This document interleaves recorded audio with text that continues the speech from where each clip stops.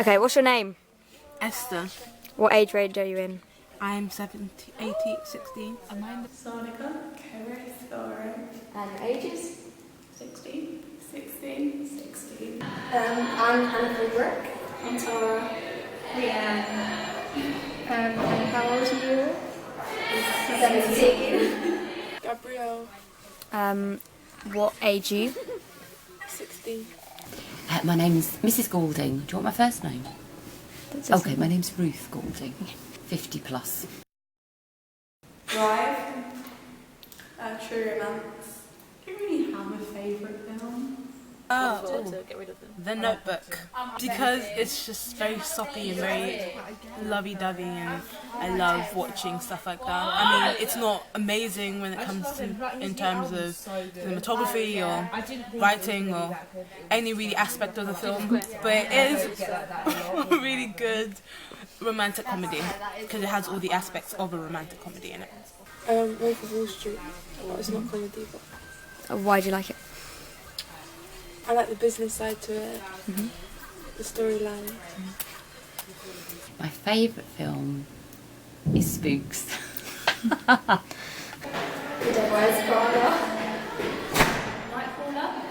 With Jake Gyllenhaal. What's your favourite genre of film? Comedy.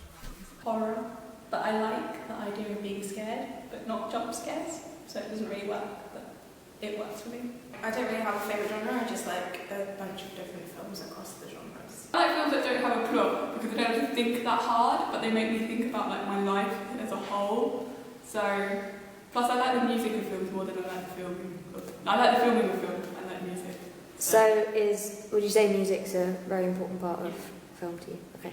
My favourite genre of film is probably romantic comedies. You have to get 25 and 20. I'm soppy, and I love seeing people in I like a really good murder mystery. I think it's very exciting. Thrillers for me, like romance comedy. What would you say is your least favourite film genre? Rom-coms. Yeah. The supernatural side of horror, because I don't mind like the gory side of horror, like Hannibal, where he's just killing people. When it's supernatural, Yeah, it's like ghosts. Yeah, when it's ghosts and stuff, you can't protect yourself against them, so they could actually kill you. But people, you can stop. I thought you were going to say superheroes for a minute. I was literally about to throw it on. Why do you hate rom-coms then? They're boring. Nothing happens. It's just going, it's boring. There's some stupid jokes that aren't actually funny. Something goes wrong, and they fix and they're it. so unrealistic. You know, And then across they're set. parts of New York to get to like her boyfriend, but like New York's massive. You can't run across New York in a wedding dress. Exacts. They're just stupid. They're not even funny. Do you find them funny? I don't really watch them. No, because they're bad. horror, definitely. I hate being scared. Like Hunger Games and all that stuff. Why? I just don't understand it. There's just too many things going on. It's slow start. I really don't like sci-fi. I really don't. I went to see that one where they were all floating. Gravity? Gravity. I really didn't enjoy that. I think, yeah, that's what I was going to say. A bit sloppy, it's a bit rubbish. I can only link this back to Drive because that's what I'm thinking about. But Ryan Gosling, because you don't know his name in it, he's called the driver. So I feel like that's quite important because it adds a mystery about him. And he doesn't really talk. So you don't know a lot about him, but you know a lot about him. So I feel like that's important. Okay, it would be Miles and the Riot Club because it's kind of like you have to morally like weigh up whether you think he's a good person or not because he's not actively taking part in like all the all the stuff that they're doing, but people can argue, oh, but he just let it happen, and you kind of have to weigh it up for yourself whether you think he's a good person or not. So, yeah. I like that. So you like your protagonist to be actual complex, real human being? I like it when they just I don't like rom-coms when they're just when not like a perfect person, they need to have like I need to be able to form my own opinion on them. Yeah. If they have flaws, you can relate to them more, Yeah. and therefore relate to the film better. Yeah. This is really weird because she's kind of a protagonist and an antagonist. But my favourite protagonist and antagonist is Amy Dunn in Gone Girl, because she's evil in a way, but then she also shows the evil in her husband in the whole institution of marriage, and I love that. I got to think about. I can't remember their names. Okay. Yeah, obviously. Troy. In that drama, Dr. Foster, I liked Dr. Foster. I thought she was absolutely superb. She really got you hooked, didn't she? Just wanted to watch the next week. And also in Homeland, what's the girl called? I mean, Damien Lewis was good, but the girl who plays the main character in Claire Homeland. Danes. Who? Claire Danes. Claire Danes. She's so good, isn't she? Because they just get you hooked, don't you?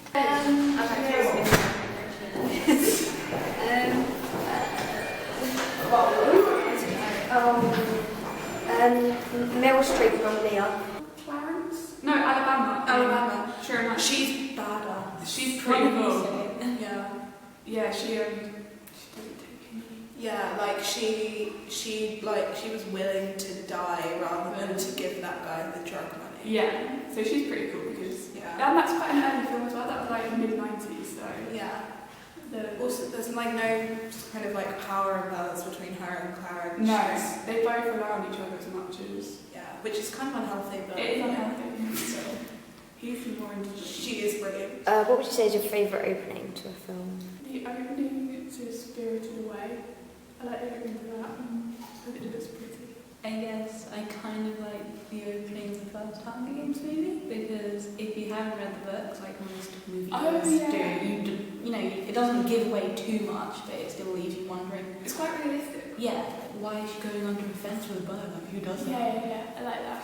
Probably the opening, like, really lame, but to the 2003 Peter Pan film, because the soundtrack to that is amazing, and they use quotes from the book, and that really, because like there's barely ever any adaptations of things that are actually really true to the book. They do, yeah. There's like barely any adaptations of things that keep it really true to the book, and this one is just really, really good, and they really follow everything. My favourite opening is either Gone Girl, which is quite strange because it's not a romantic comedy at all, quite the opposite, and probably The Lion King, because The Lion King it's just amazing, and I love the talent of all the animals and this one king that they're all supposed to worship and a love story in it, so yeah. The lucky one. It's because it's all dreaded up, so it's just massive. It's just so cute. It looks like he's gone in the I don't know, just things happen. Things happen straight away. So you like your openings to be quite to the point and like not quick. slow starts. Okay. Argo is still in my head, and I can't think why, but I can't think what the opening was all about. In fact, I think that was a lot of crowds, weren't there? And it was like, oh my gosh, there's tension already. So I think that's quite good. Or something happens and you think, oh, how are we going to find out about this? So that's that's what I like. That sort of opening. Am I like 700 centimetres? Yeah, that's really good. What gets you hooked into a film then? When the front screen, if it's colourful. Because if it's dark, I don't watch it. Usually if it doesn't give too much away, like it leaves you wondering about what's going to happen, so you have to finish watching the film. Yeah, the opening of Drive doesn't tell you anything. It's just a guy driving a car for a couple of robbers. So then you're just like, well, where does this link into like anything else? So that kind of gets you hooked because you want to find out more about the mysterious Ryan Gosling. Just anything that's kind of like suspenseful or even just like anything that's really happy because you know that something's going to go wrong soon, so you're like excited. Dr. Foster, yeah. Just something you like know something's going to go wrong soon. So it's nice. Good actors, if it's a good lineup, if the storyline is interesting, and if the first 10 minutes are good. What makes the first 10 minutes good? If the first 10 minutes are good, it means that my eyes can't leave the screen. It means that I get just it's intriguing and it has a twist. A lot of films are exactly the same, so if the film has a different take on things, then it's intriguing, it's interesting. Tension. Yeah, so you just want to see what's going to happen next. You know, planning in your own head what's going to happen, but actually the whole tension of this is going to happen. So that's, yeah, tension. Good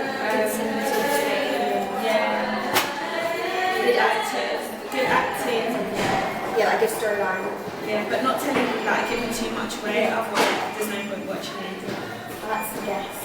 What age certificate do you tend to watch the most, and how important do you think age certificates are? I think I watch 15s the most, but 15s to 18s probably. But I think age certificates are really important.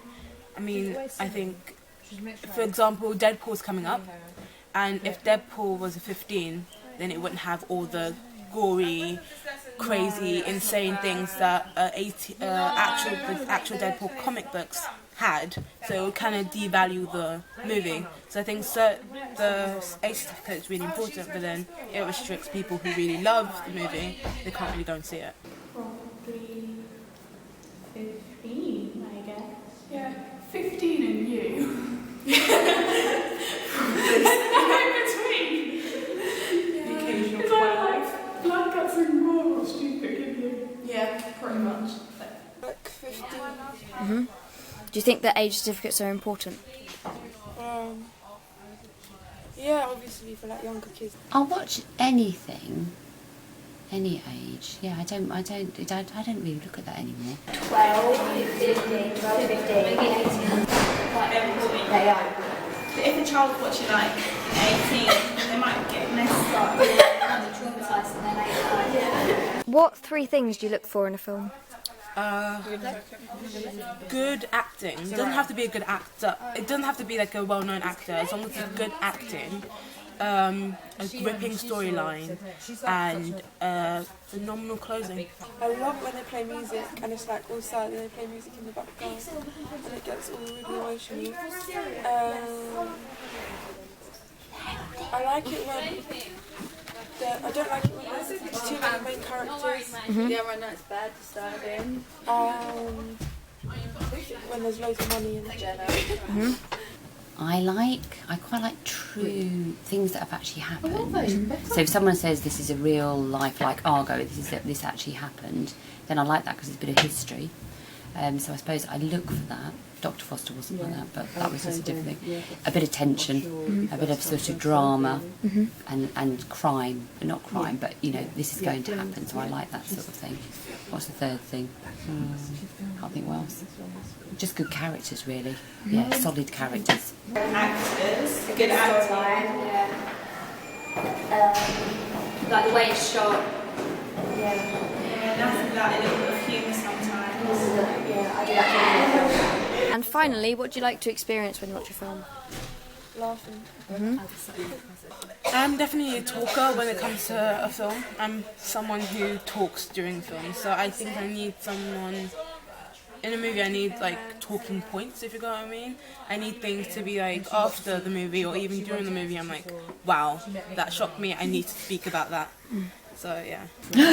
Edge of my seat. I like that. If I come away and think, oh my gosh, I want to see what happens. Yeah, edge of the seat. I like that. I like to be scared. Yeah, I like to be scared. I like to get kept on the edge of my seat. Yeah. Like I want to know what's coming. Sometimes laughing. Yeah.